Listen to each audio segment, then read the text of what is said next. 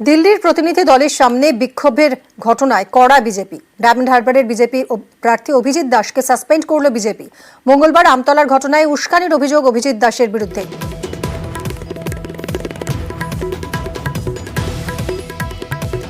অভিজিৎ দাসকে show cause suspend করা হয়েছে, সাময়িক সাসপেন্ড করা হয়েছে তাকে।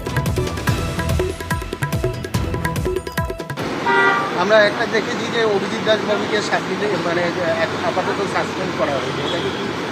হ্যাঁ, একদম ঠিক। পার্টির নির্দিষ্ট যে ডেকোরাম সেটা মানার না জন্য, ডিসিপ্লিন না মানার জন্য এটা করা হয়েছে। এদিকে এই সাসপেনশনের চিঠি ভুয়ো বলে দাবি করেছেন অভিজিৎ দাস।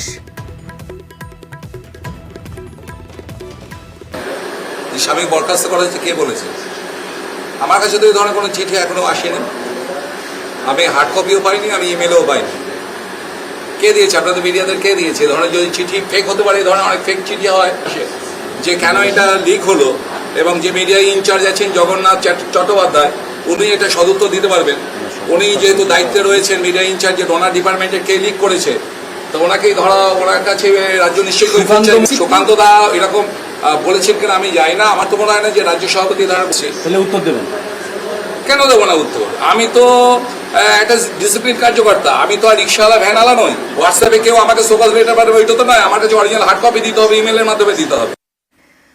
রাজভবনের সামনে ধর্নায় বসতে চান শুভেন্দু অধিকারী। ধর্নায় বসতে চেয়ে হাইকোর্টের দ্বারস্থ বিরোধী দলনেতা।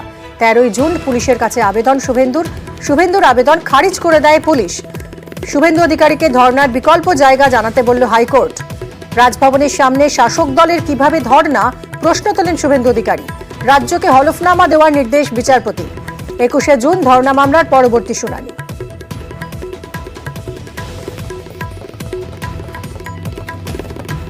ধারা 19-এর বি অনুযায়ী ফ্রিডম সবাইয়ের আছে টু অ্যাসেম্বল পিসফুলি বা পিসেবলি। আমাদের তো ধারণা তার মানে ওখানে করা যায়, যেহেতু অক্টোবর মাসেও ধর্ণা দেওয়া হয়েছে। রাজ্যকে প্রশ্ন করা হয় আদালতের তরফ থেকে যে কি পারমিশন দেওয়া হয়েছিল। আদালত তখন প্রশ্ন করে যে যদি সেটা হয়ে থাকে তাহলে কি পদক্ষেপ নেওয়া হয়েছে আর কি এই আইনকে ভায়োলেট করার জন্য যারা করেছে তাদের বিরুদ্ধে। শুক্রবার দিনকে মামলাটি আবার রেখেছে, যেদিনকে রাজ্য সরকারকে রিপোর্ট দিয়ে জানাতে হবে যে এই 144 ভায়োলেট করে যদি এখানে অবস্থান করা হয়ে থাকে তাহলে কি ব্যবস্থা নেওয়া হয়েছে যারা করেছিল তাদের বিরুদ্ধে। আমাদেরকেও বলা হয়েছে আদালতকে জানাতে যে আমরা আরও কোনো যদি অল্টারনেট কোনো আমাদের কোনো অবস্থান বিক্ষোভ মানে অবস্থানের জন্য যদি কোনো জায়গা থাকে আমরা কোথায় করতে চলেছি। ধর্নার আবেদনে শুরু রাজনৈতিক চর্চা। রাজভবনের সামনে ধর্নায় বসতে চাইলে বিজেপিকে সবচেয়ে বাধা দেওয়া হয়, অথচ তৃণমূলকে বারবার পড়েছে। আজকে কলকাতা হাইকোর্ট বলেছে যে তৃণমূল এবং ভাইপো কেন বসেছিল 144 ধারা ভেঙে তার রিপোর্ট দিতে। দাদা মনে বিনীত গোয়েল রিপোর্ট দিক, চাকরি বাঁচাবে না রাজধর্ম পালন করবে দেখুক, এবারে বুঝুক। রাজভবনের সামনে শুভেন্দু অধিকারী যে অবস্থান করতে চান, তো একটা আজব আবদার। নির্বাচনী বিপর্যয়, বিজেপি হেরে গেছে, বাংলায় আসন কমেছে, বিভৎসভাবে হেরেছে, এবং তারপর একটা মুসল পর্ব চলছে, কারা এইসব থেকে নজর ঘোরাতে এই ধরনের নাটক করতে গেছিল বিজেপি। তাদের এই চাই ওই চাই, ওখানে বসতে হবে, এসব হয় না, কোর্ট বিদায় করে দিয়েছে। ফের রাজ্য নেতৃত্বকে নিশানা সৌমিত্র খাঁর। কেন্দ্রীয় নেতৃত্বের বিরুদ্ধে অভিযোগ নেই, ব্যক্তি নয় চেয়ারের বিরুদ্ধে অভিযোগ। ভোট পরিচালনায় ভুল হয়েছে বলে দাবি। ফের রাজ্য নেতৃত্বকে নিশানা করলেন সাংসদ। ফল ঘোষণার পর থেকেই সরব সৌমিত্র খাঁ। আমি কোন চেয়ারের বিরুদ্ধে বলা আর তার সঙ্গে বিজেপি ছাড়া, এটা তো আকাশে মিতবাদ। কেন্দ্রীয় বিজেপির প্রতি আমার কোনো অভিমান হয়নি। দুজন থাকলে ঘরে লড়াই হয়, তো বিজেপি একটা বৃহৎ দল, লড়াই হবে না এটা বললে হয়? যেখানে লড়াই হয় সেখানে আবার নতুন করে চারাগাছ জন্মগ্রহণ করে। আমাদের শেষ জায়গাটায় যেতে হবে, যে জায়গাটাতে আমরা কোনখানটায় মিস ফায়ারিং হয়েছে। রাজ্য সভাপতির মধ্যে সবাই যে কেউ পেতে পারে, রাজনৈতিক পোস্ট ছিনিয়ে নিতে হয়। আমি সৌমিত্র খাঁ ছিনিয়ে নিতে জানি।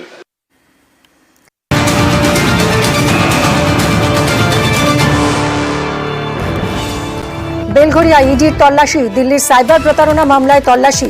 বেলঘরিয়ার দেশপ্রিয় নগরে ইডির হানা।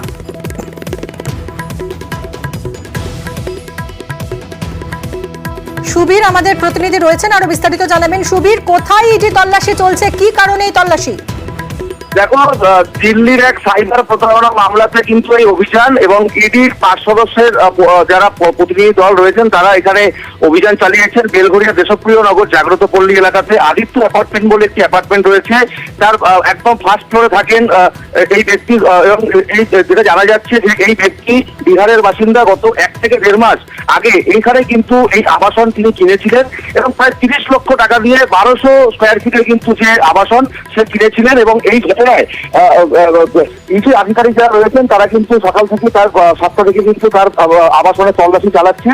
কি কারণে এই জায়গাতে তিনি আসছেন এবং গতকাল থেকে কিন্তু যারা ইডি আধিকারিক রয়েছেন তারা কিন্তু এই এলাকাতে তারা কিন্তু একটি খোঁজার কাজ চালাচ্ছিলেন এবং সেই জায়গা থেকে আজকে সকালবেলা কিন্তু ইডি আধিকারিকরা তার আবাসনে যান, গিয়ে কিন্তু তাকে এবং তার পরিবারের যারা লোকজন রয়েছেন তাদেরকে জিজ্ঞাসাবাদ করা হচ্ছে। মূলত রমেশ প্রসাদ বিহারের বাসিন্দা, গত 1 মাস আগে এই আবাসন কিনেছিলেন এবং তারপরেই কিন্তু এই জায়গাতে যে এই মামলা অর্থাৎ সাইবার প্রতারণা মামলা, এই মামলায় কিন্তু এই মুহূর্তে ইডির আধিকারিক যারা রয়েছেন তারা কিন্তু রমেশ প্রসাদ এবং তার স্ত্রীকে জিজ্ঞাসাবাদ করছেন আবাসনের ভেতরে। ধন্যবাদ সুবীর। মাসখানেক হলো এখানটায় রয়েছে, বাট উনি 6 মাস হয়েছে কিনেছেন। কি করেন দাদা সেটা তো জানি না, কারণ ওনাদের দেখি সারাক্ষণ ধরে ওনারা বাইরেই থাকেন। শুনে অবাক হয়ে গেলাম যে এখানটা এনফোর্সমেন্ট ডিরেক্টর রেট হচ্ছে। হ্যাঁ, ওনাকে তো কখনো দেখে সেটা মনে হয়নি যে নর্মাল ন্যাচারাল ভাবে উনি থাকতো। আমি যখন ফ্ল্যাট থেকে নিচে নেমে বেরিয়ে এসেছিলাম তখন বলছে আপ কাহা যা রা হ্যায়, মেরা মেডিসিন কা গাড়ি চলতা হ্যায় উধর, তো হাম ও কাম মে যা রা হ্যায়। গোডাউনের চাবি ঠাবি সব দেখালাম, বলছে ঠিক আছে आप बाहर मत जाइए, आप इधर रहिए। अल्लाह सर क्या हुआ, बहुत बड़ा क्राइम है। রমেশ প্রসাদ উনি, আমি তো শুনেছি এমব্রয়ডারি সুতো হয় না যে শাড়ি, ওই ব্যবসায়ী উনি করতেন।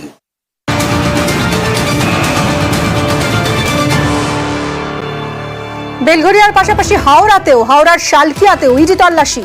দিল্লিতে প্রতারণা মামলায় হাওড়ায় তল্লাশি। দেবাশিসের থেকে আরো আপডেট নেব। দেবাশিস, কি জানা যাচ্ছে? দেখো, মূলত দিল্লির একটি প্রতারণা মামলায় ইডি সকাল থেকেই কিন্তু হাওড়ায় সেখানে ইডি রেড করেছে। শালকিয়া শ্রীরাম ব্যাংক রোড মনোজ দুবে বলে এক ট্রান্সপোর্ট ব্যবসায়ী, তার বাড়িতে ইডি আধিকারিকরা সকাল সকাল সেখানে আসেন এবং এখনো পর্যন্ত ঘরের ভিতরেই সেখানে তাকে জিজ্ঞাসাবাদ করা হচ্ছে। বেশ কিছু কাগজপত্র নথিপত্র খতিয়ে দেখা হচ্ছে। তবে হঠাৎ করে এই হানাতে কিন্তু চাঞ্চল্য ছড়িয়েছে গোটা এলাকায়, কারণ মনোজ দুবে দীর্ঘদিন ধরে এই এলাকার বাসিন্দা, ট্রান্সপোর্ট ব্যবসায়ী, তার বাড়িতে এরকম একটা ইডি হানা যা কিন্তু চাঞ্চল্য ছড়িয়েছে শালকিয়া চত্বরে। একই সাথে কিন্তু বেলঘরিয়া বা বিস্তীর্ণ এলাকায় ইডির এই রেড যা কিন্তু দেখা যাচ্ছে এই যে সকাল থেকে কোলাবাড়ি থানা বা মালিবাড়িপাড়া থানা এলাকায় এটিকে ঘোরাঘুরি করতে দেখা যায়। এরপর মনোজ দুবে বলে এক ব্যক্তি, যিনি ট্রান্সপোর্ট ব্যবসায়ী, তার বাড়িতে যায় বাবুরডাঙ্গা, হালকিয়া বাবুরডাঙ্গা যে শ্রীরাম ব্যাংক রোড, সেই মনোজ দুবের বাড়িতে এখনো ইডি আধিকারিকরা রয়েছে, সেখানে জিজ্ঞাসাবাদ চলছে। ধন্যবাদ দেবাশিস। নিট বিতর্কের মাঝেই ইউজিসি নেট বাতিল। 18ই জুন হয়ে যাওয়া ইউজিসি নেট বাতিল করল শিক্ষা মন্ত্রক। এনটিএ এই পরীক্ষা নিয়েছিল, কিন্তু 19শে জুন মন্ত্রকের কাছে তথ্য আসে ওএমআর শিটে করা পরীক্ষায় গড়মিল হয়েছে। এরপরই সিবিআই এর হাতে তদন্তের ভার তুলে খারিজ করা হলো ইউজিসি নেট। আগামী দিনে পরীক্ষার সূচি ঘোষণা করা হবে বলে জানানো হয়েছে।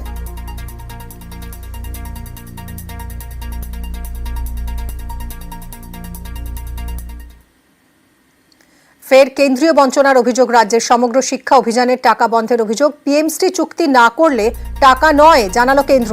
বরাদ্দ বন্ধে ফের সরব রাজ্য সরকার। অবিলম্বে বরাদ্দের টাকা চেয়ে কেন্দ্রকে চিঠি।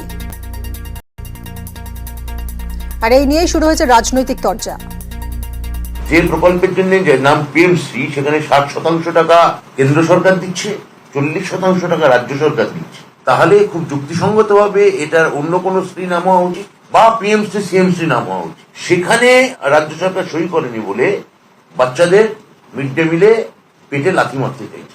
এত বড় নিষ্ঠুর, অমানবিক, বর্বরচিত ঘটনা যুক্তরাষ্ট্রীয় সংঘীয় ধাঁচায় স্বাধীনতার পর এই ধরনের বৈমাত্র সুলভ আচরণ বারবার ভোটে হেরে যাওয়ার পরেও আশা করা হচ্ছে যে 4 তারিখের পর, 4 জুনের পর আবার গণতন্ত্রের পথে ভারতবর্ষ ফিরে আসবে। এই ধরনের পদক্ষেপ তার একটা অন্তরায়। তৃণমূল কংগ্রেস সরাসরি সাংবিধানিক ব্যবস্থাকে উল্লঙ্ঘন করছে, তারা ইউজিসির নির্দেশাবলী মানছে না। তৃণমূল কংগ্রেসের স্বেচ্ছাচারিতার কারণে আজকে ইউনিভার্সিটির বহু উপাচার্যকে হাইকোর্টের নির্দেশে পদত্যাগ করতে হয়েছে। সুতরাং রাজ্য যদি কেন্দ্রের সঙ্গে সহযোগিতা চায়, রাজ্য যদি নির্দিষ্ট ডিসিপ্লিনের মধ্যে থাকতে চায়, রাজ্য যদি সংঘর্ষের পরিবর্তে সমন্বয়ের রাস্তা বাঁচে, তাহলে পশ্চিমবঙ্গের ছাত্রছাত্রীরা উপকৃত হবে।